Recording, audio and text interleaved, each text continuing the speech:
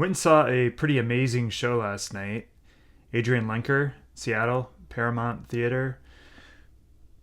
Really, really good show. Now, I'd seen Big Thief a couple times. I think maybe just twice, but I saw them in 2019. They absolutely blew me away. Then I saw them again after Dragon New Mountain, I Believe in You came out, and that was in, I want to say 2022.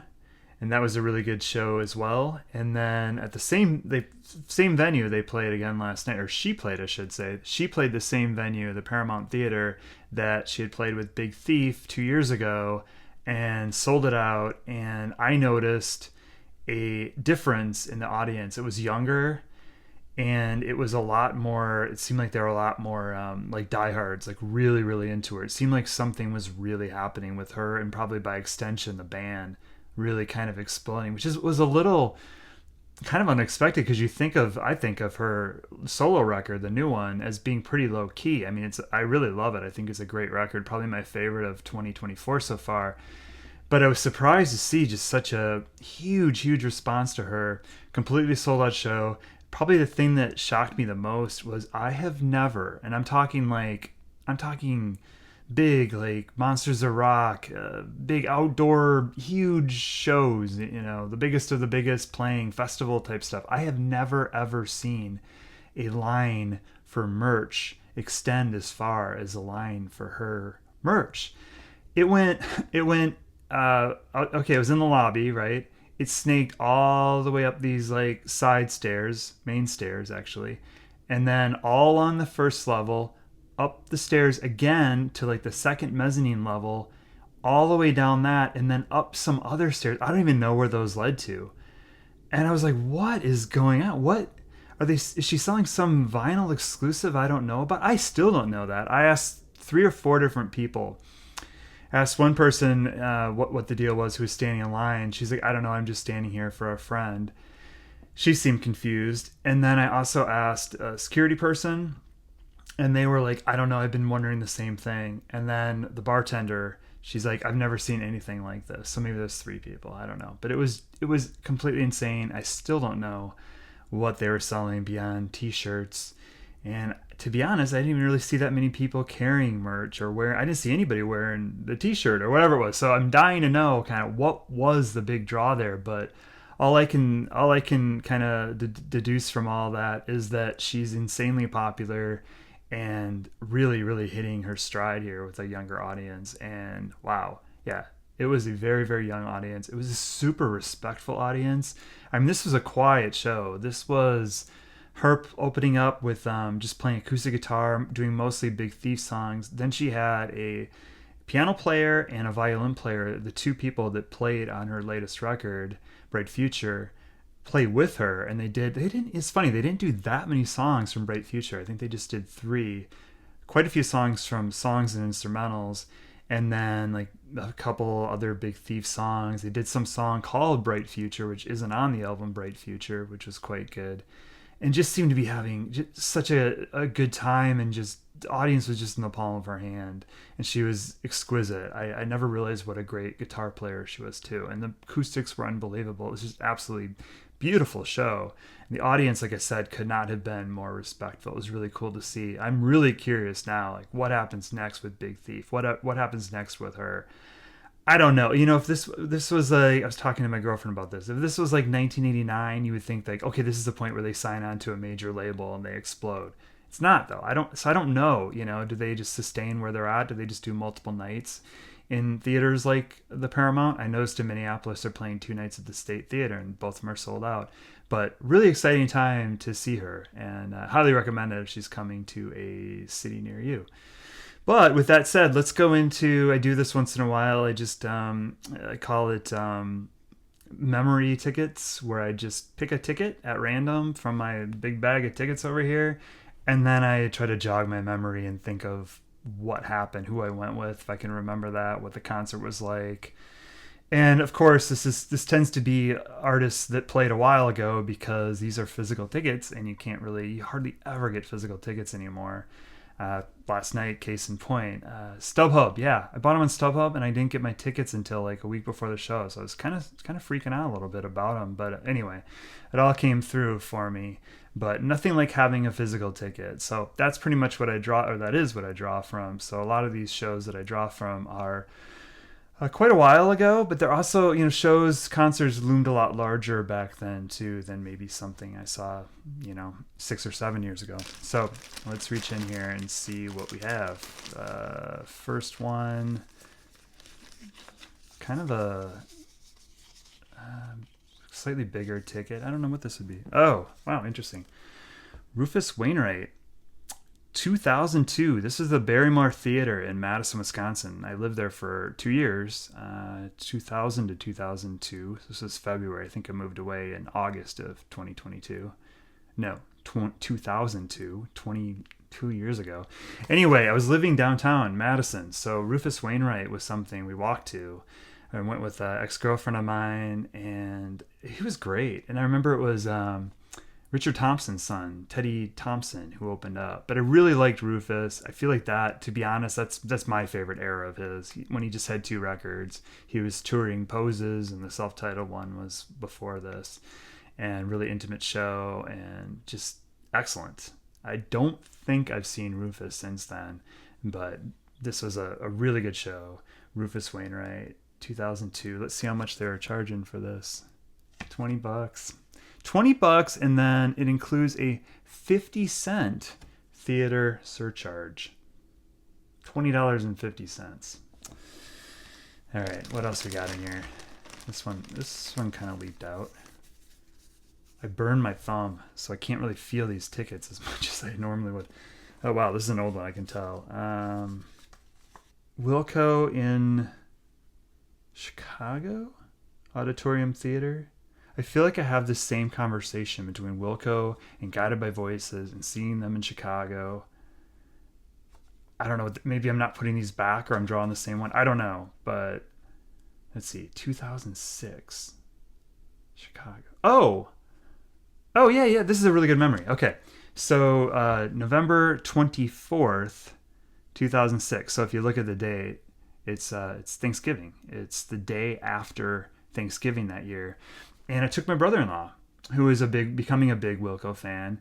I should say brother-in-law at the time. But yeah, he was becoming a huge Wilco fan. And we snuck away from the family get-together. And we went to Chicago and we saw Wilco. And it was a really cool show. And I think we spent the night there, just got some hotel. And it was just like one of those shows we were just like super happy to see them. I mean, 2006 was like... well, I guess now, what do you call it now? Their permanent lineup. That lineup was still in its infancy. They had not put out a record yet. Sky Blue Sky was not out until the following year, 2007. So this is like post the live album, really. I think live in Chicago, whatever that double one was called. I think that might have come out by this time. I think it did, 2005. But this was, this was excellent show. I remember being extremely just a great show, great time in my life hanging out with my then brother-in-law and seeing like just a killer show and kind of getting away from the family for a little while. It was really cool. Okay, what else we got here? This one's, I feel like, this one's huge ticket. I don't know what this would be. Ticket fly. Oh, okay. All right. I remember this one. I've got good stories for all these. I like that. This is Lucinda Williams at the Brooklyn Bowl in Las Vegas when I lived there. August 5th, 2015. What did I pay for it? $39. Lucinda is definitely worth $40. This show is really interesting. Went with a girlfriend at the time. Really interesting because I don't know if anybody's been to the Brooklyn Bowl in Las Vegas. It's actually a pretty cool venue. It's like a bowling alley, but then there's a huge space in the middle. And I don't know. I've never been there just for bowling, but it's a pretty cool big place to see a show, but intimate, and general admission, so you can get up as close as you want to get and all that. So we went there and got there fairly early, so we're up kind of close, and this friend of mine had never seen Lucinda Williams, and she was really excited to. So we get there, and Lucinda comes out and she plays a couple songs, and I'm like, something's wrong. Something's really off. I told her, I'm like, this, she does not seem right. I don't know what's going on. There's something's going on here. And after about 3 or 4 songs, she explained. She said, yeah, I don't know if she said I'm off, but she said, to tell you the truth, I had a really disappointing afternoon. Apparently, she tried to check into the hotel. They didn't believe who she was, or didn't have her room ready, and she had to carry all of her luggage, I guess, from one like Vegas hotel to another one, and all this waiting and checking in her hotel late. And then maybe it wasn't, the hotel reservation was wrong, but I think when she got to the venue, they didn't know who she was, or they didn't believe who she was, or something really goofy. So she didn't have a sound check, and it's just, I think, some rude cab driver. It's just like one bad story after another.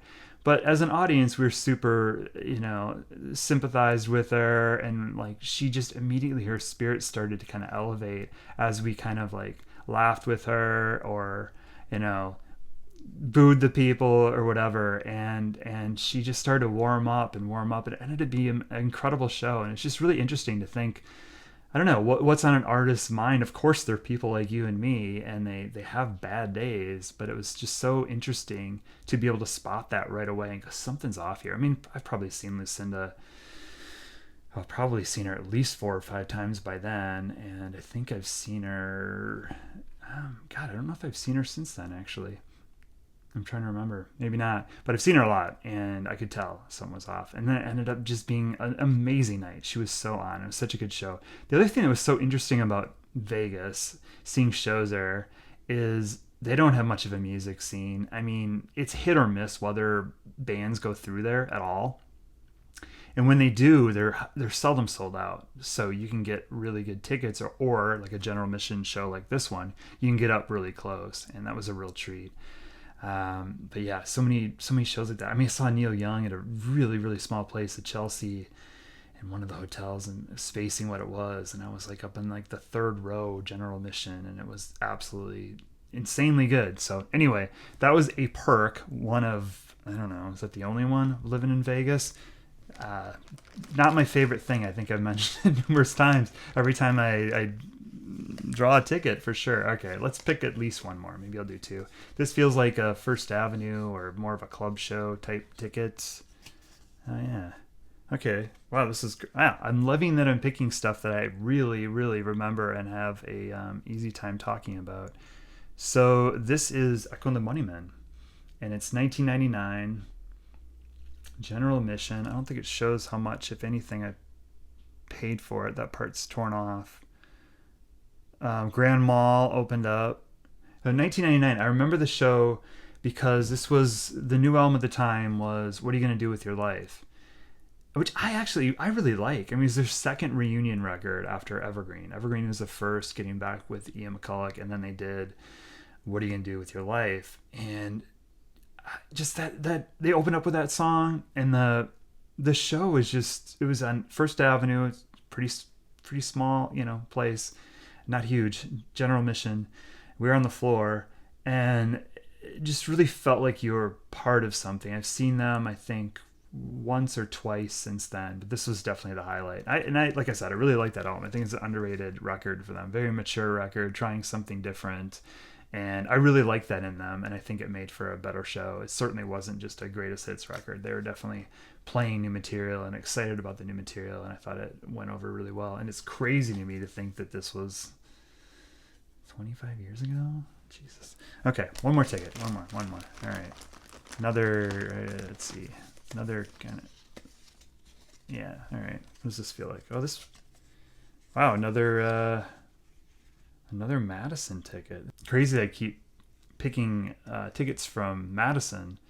My family's from the area, and I'm actually going back there this weekend to visit everybody. So, yeah, Amy Mann,